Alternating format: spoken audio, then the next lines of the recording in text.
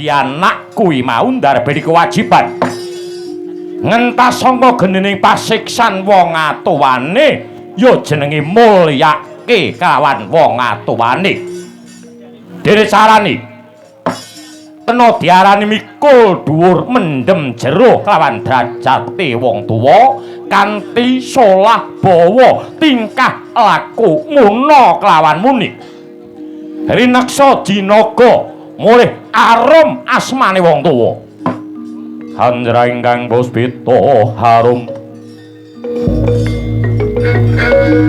kasiliring samirana amre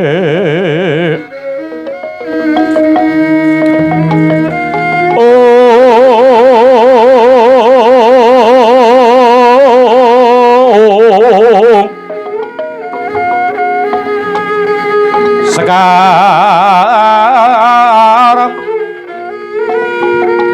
kadung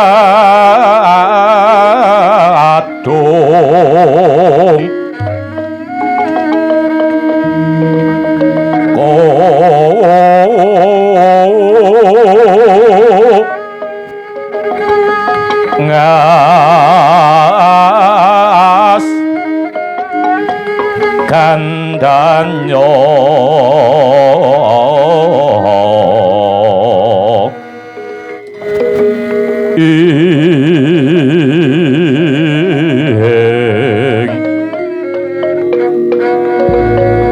maweh rarasrat naning driya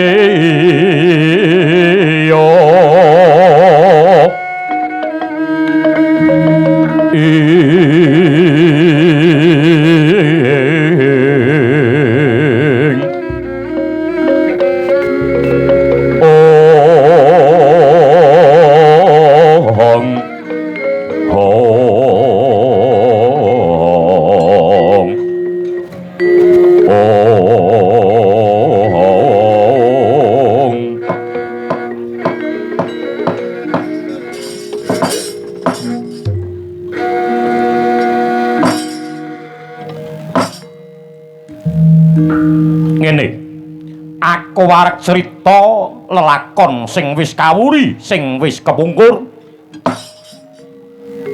ceritaku iki rasakno gatekno yen perlu cateten ana ati sanobarimu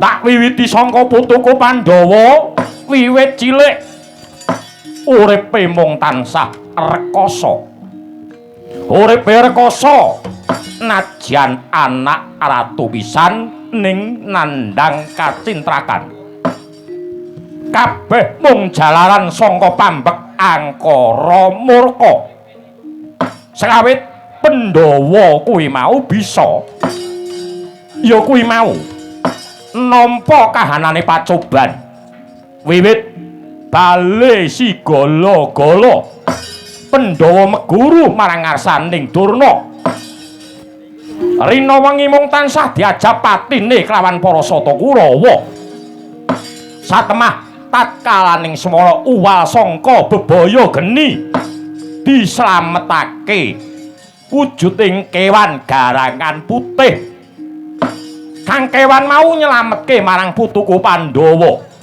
satemah Pandhawa dadi piyayi ingkang kinarya dadi tepa palupi najan uripe sik rekoso parandene isih gelem mitulungi marang sapadha mula sipate menungsa kuwi mau yen to siji wujuding pemimpin ingkang adil ingkang angka loro ya kuwi mau wong sugih sing gelem nyodakohake bondo lan donyane ingkang angka telu dongane wong fakir utawa wong miskin kanthi ikhlas rasane penggalih negara iki bakal dadi negara sing gemah ripah loh jinawi tentrem karta tur dasare raharja contone kaya Pandhawa najan urip ing sengsara pandene mitulungi marang liyan racake wong sugih ora gelem sedekah gelem ngutangi ning ya nganaki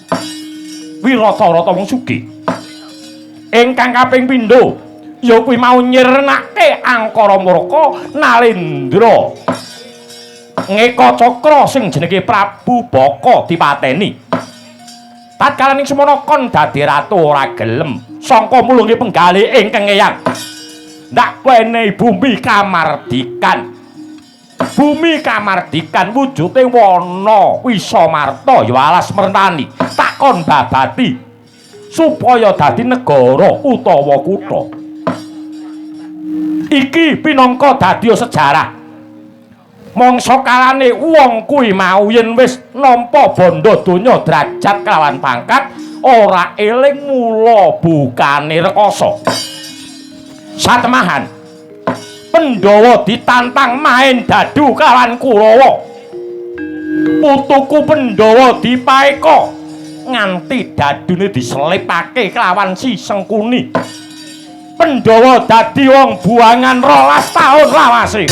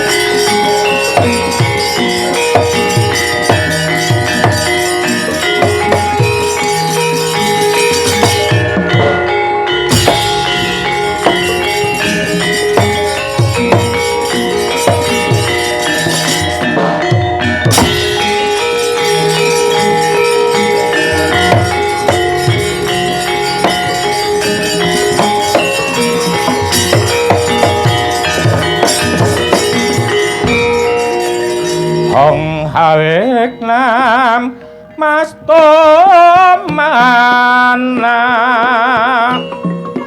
kirayu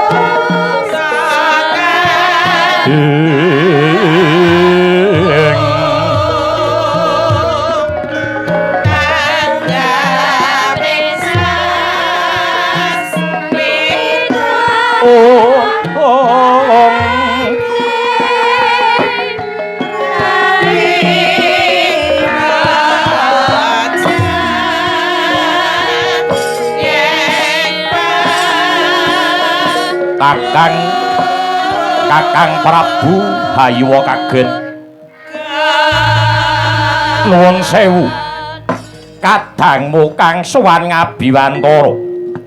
Tanpa duga nggon kumiyak marang sangganing para ratu. Para nerpati kang lagi sibuk. Aku sedulurmu sangka Kanoman sing rawuh. Rupa kenca adimu aku Kakang.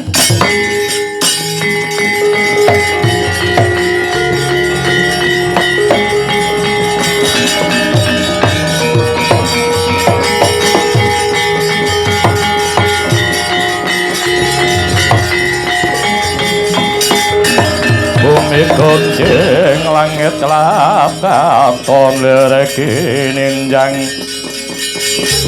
lereki ninjang resang mawe kandrung wih latah kadang koyayi ora kenca ana dawuh ngopo sapandurat aku ora bisa gumecat karana sira kuwi mau bocah kembaring antaraning rupa kenca kalawan kenca karupa. Ana wigati kang diyayi. Iki dudu dina pasowanan parandene Siadi. Kepareng prapta marang ngarsanipun Kakang Yayi. Ih. Kakang Prabu nyuwun pangapunten kepareng aku matur. Nggonku prapta iki ming njaluk pengadilan. Nggonmu dadi ratu, nggonmu mimpin marang Wirata iki piye?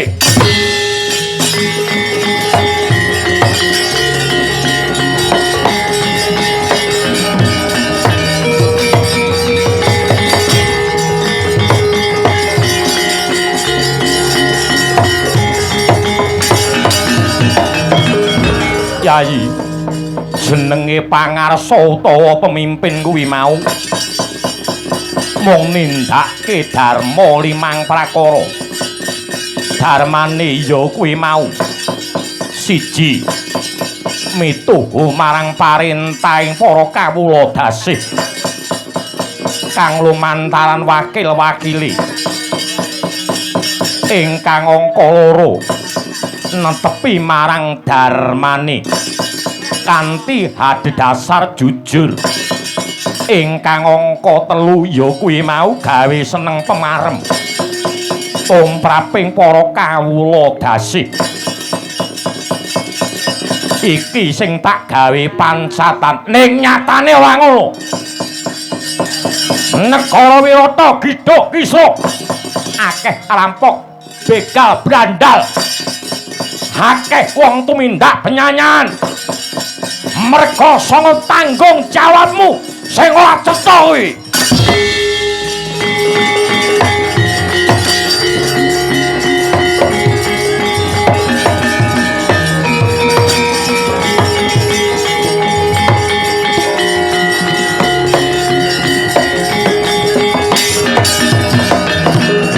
Kakang Mas Wawati tinti kalungguhan iki aku arep gawe Giri Patembaya. Giri Patembayane wong-wong sangka kasepuhan kabeh kon bareng nonton ana blabar gawat sanget cincang. Raja Mala adhiku sing bakal ngerek gendera umbul-umbul. Yen nganti Raja Mala kalah, aku kawan sedulur-sedulurku kabeh tak lunga saka Kanoman.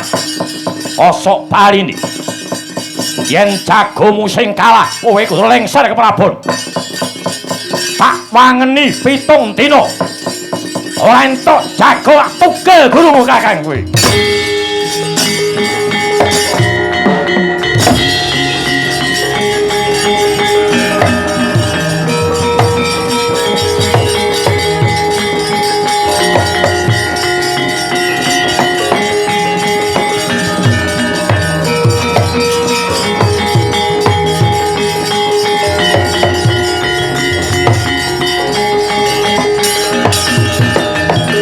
Gonjeng langit kelap katon lereki ninjang resang mawe gandrung jagat Dewa Bathara titi kalungguhan iki wong tuamu digawe sora marang sedulur marawage dina semengko goleka jago wiring kalih utusane ngadil kang sembada gawe tentreme negara ing Wirata. Aja nganti negara Wirata kairang-irang rasane.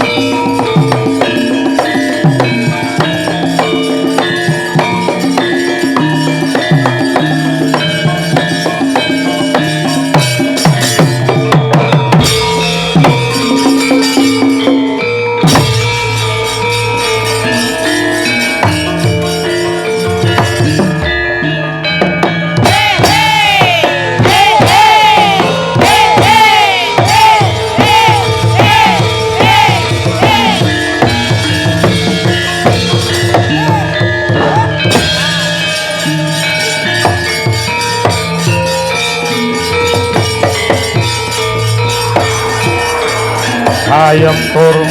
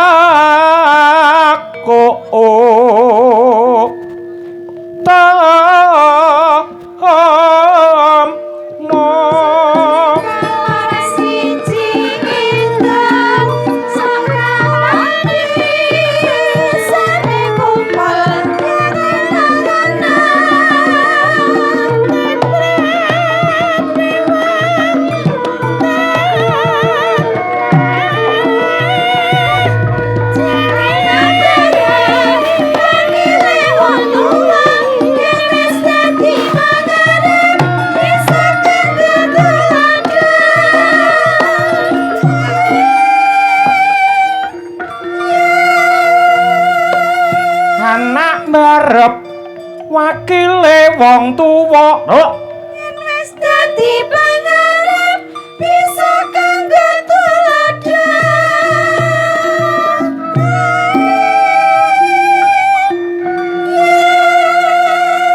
Yo.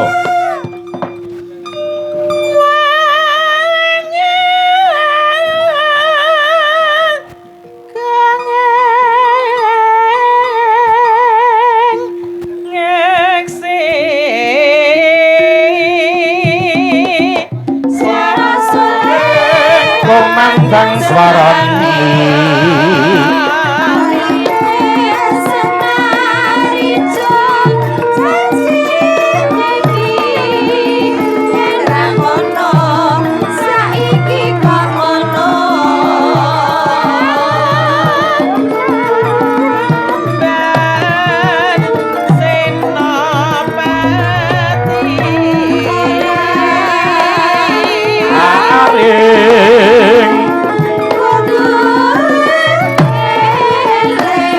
kang kopa aring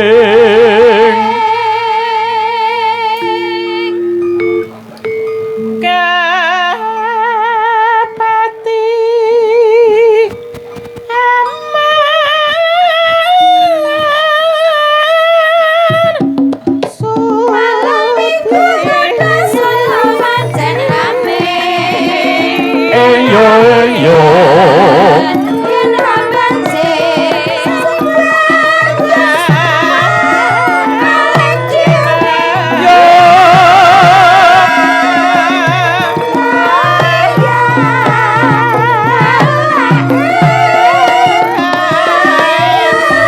mampir mas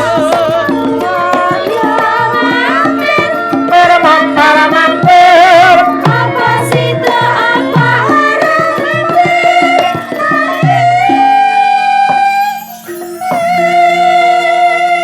tak gawe cara nduk ngono penciptane lagu Lintang Asmara we ngono wis teko nduk nggih ngono ya Mbak asli pencipta lagu Lintang Asmara Mas Galih Yuwono sing saka Jawa Tengah weh ngono bon-bonan mula ya dipapak ya.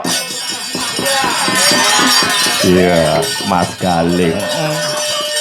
Piyayi kene lak urung pirsa pencipta lagu Lintang Asmara ki sapa? Wah ngono, tak gawa. Heeh. Karo pesinden sing ndek cilik viral. Weh ngono. Sadurunge Niken Salindri viral sik. Iya. Iya, Bu, terus ke?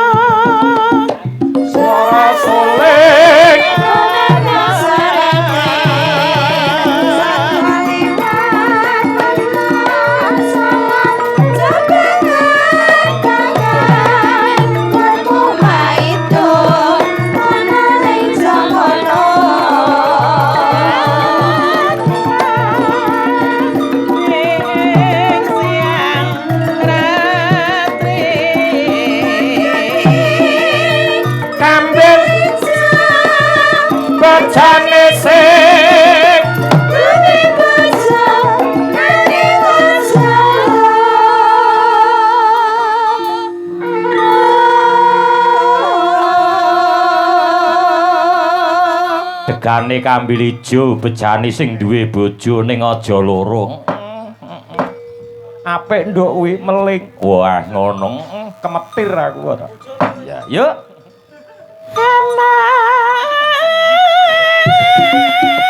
Pipo sing kanca prihatin. Aplaske.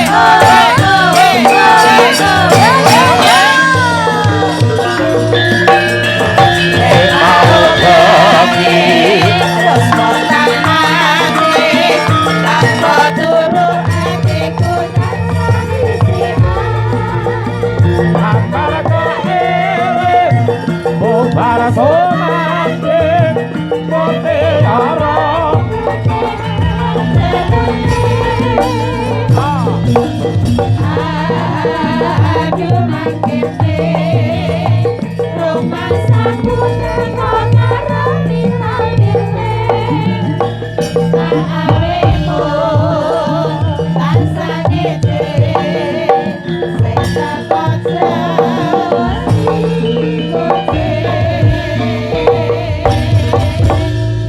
Alhamdulillah barakallah nduk.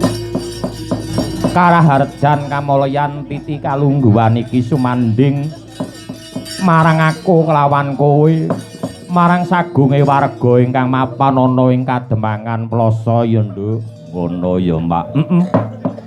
Katitik ya kuwi mau tetep ngadani upacara adat kaya sing wis didhawuhake marang panjenenganing Ibu Demang utawa Ibu Lurah.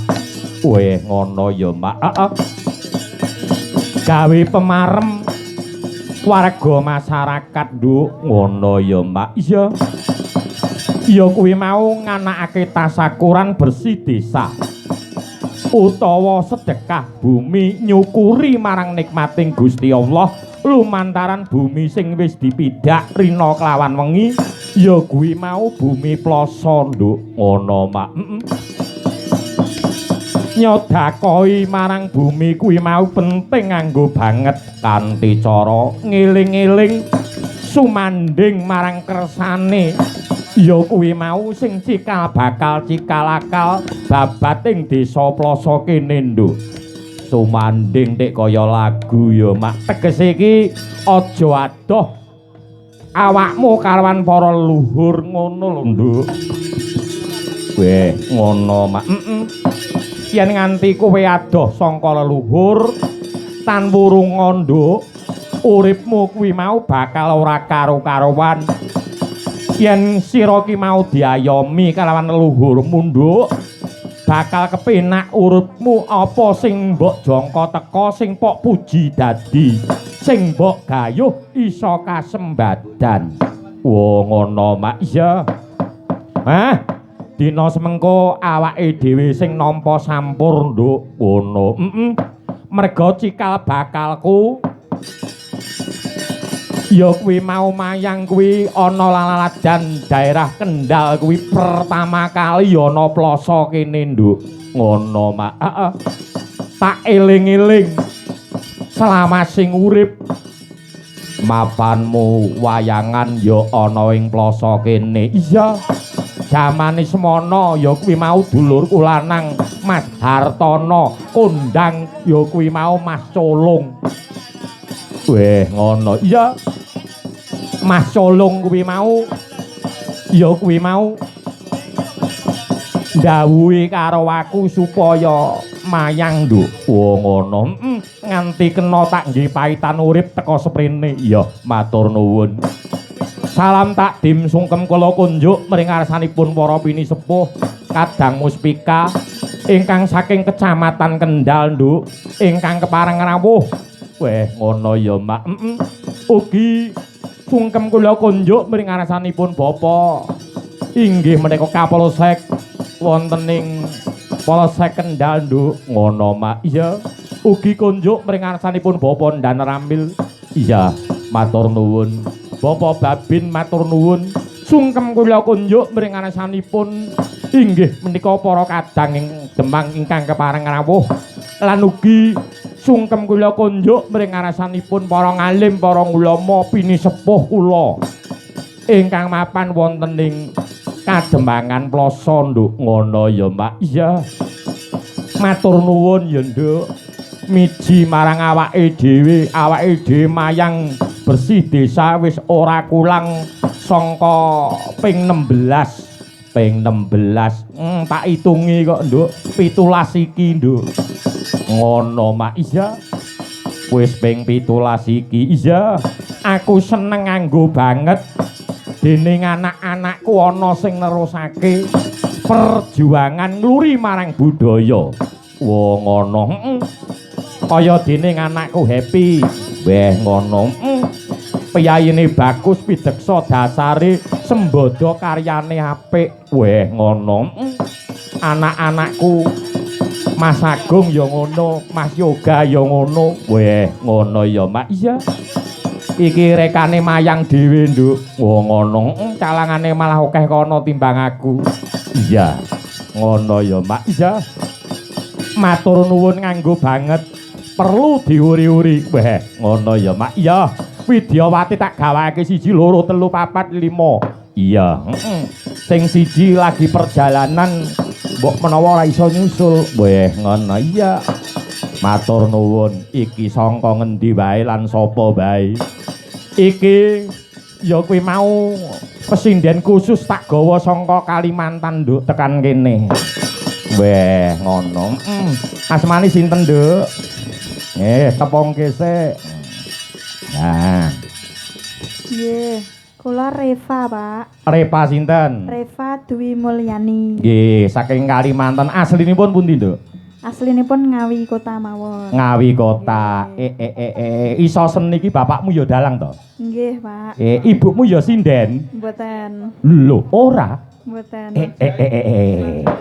Apik iki dalang iki bojone dudu sinden kok ae wangyan. Ketok leh rukun. Bojo dalang kuwi kok sinden, dalange kleru sithik, mesti awake maju ngene terus nonton ngencepi kuwi barang mesti ngono. Ngono, mula nek bojo sinden iki ya kudu dadi dalang ampuh. Ora.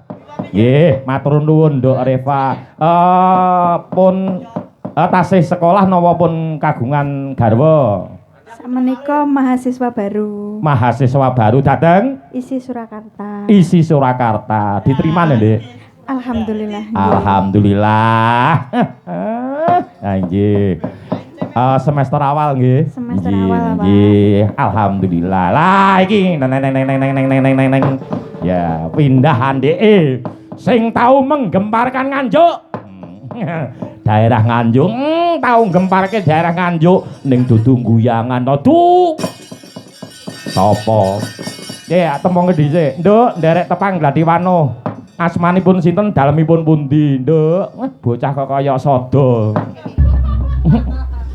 Nggih, nderek tetemangan Pak Dalang. Nggih, lah bocah rek menyake kaya ngene. Lah. Wanci lulusan guyangan niku nggih kedah kemenyek. Aku ki ora kaya mon iki ora. Lah terus jenengan mau ora menggemparkan Nganjuk Ning dudu kuwi kudu di gatekke ya. Ning dudu weton guyangan. Lah aku lak kandha ngono. Nggih. Lah Nganjuke sing pundi? Nganjuke iki Sukamara. Sukamara. Heeh. Sukamara. Niku enten apane ten Sukamara mriku? Enek karaoke. Oh, Namine sinten, Nduk? Namine sinten? Kula Galuh Asmara. Galuh Asmara. Nggih. Nyinden wiwit umur pinten, Nduk? Mun kesupen. Lho, kok kesupen piye? Lah kula tasik ten jero wetenge buke niku pun gaene dikirimi mik bapak kula pun gaene nginden. Piye nang jero weteng dikirimi mic. Nggih. Gen karaoke ngono apa? Lah nggih Wah, aku tak melu. Lah mbok njajal napa Wong edan. Para bocah cilik kaya dalemipun pundi? Kula saking Ngawi. Ngawi ugi. Nggih. Sing tau melok akbar kae desane ndi kae? Mbak Bu. Aja saru to. Lho, kula niki mboten saru. Pripun? Ten Ngawi niku Enten sinden. ten Kecamatan Padas. Heeh. Niku enten sing namine niku Desa Sukawiyono. Desa Sukawiyono dukuhe Dusunipun Mbawuk. Nggih. Lho, nggih saestu niki mboten saru jenengan nek mboten percados to. Mang padosi ten Google. Nggih. Desa Sukawiyono Dusun Mbawuk. Meniku ten mriku enten mbawuke mang. Aku sampean tak rono ya, Nduk. Nggih. Aku tak rono. Wong edian ora. Nggih niku saestu mboten saru niku Dusun Mbawuk niku enten. Oh ya. Oke.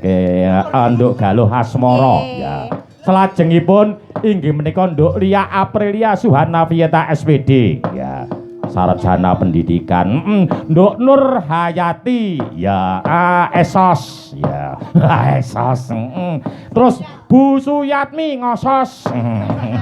Apa ya enek kok ngosos ya ta.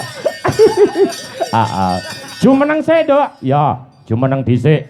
Ken resi gerak. Nduk Lia Aprilia. Ya Nduk Lia karo Nduk Galuh. Yo ya mentel lak musuhe mentel. Ya. Yo sepote Mas. Yo.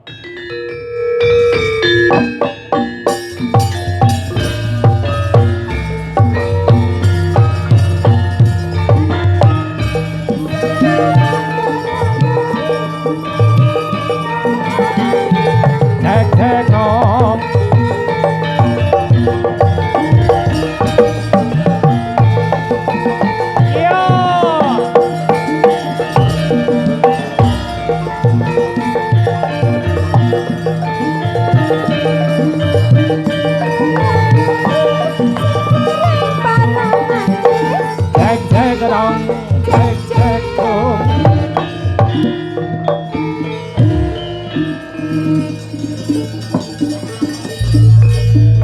Semangat ya, Nduk. Semangat Mbak Limbuk Pyeongjange. Nggih, lagi ping 17 rek. Alah kula iki anu kok. Pokoke semangat terus. Nggih. Nak ngirane kesel kon nyontek sapa? Nyontek bojone. Nggih mboten to, Pak. Pokoke napa nek suro niku nggih harus banyak-banyak tirakat. Oh, ngaten. Sajare ngoten niku. Nggih, leres. Nggih to. Padha karo ngaten niki lak tirakat to. Heeh. Nggih. Tirakat mumpung wulan suro, wulan sing becik. Lah kados kanggo prihatin. Nggih nika dalu menika lak wonten Desa Ploso. Kecamatan Kendal. Nah, nggih. Para warga sing sampun rawuh niki mangke nggih nenggani ngantos bibar nggih. Nggih.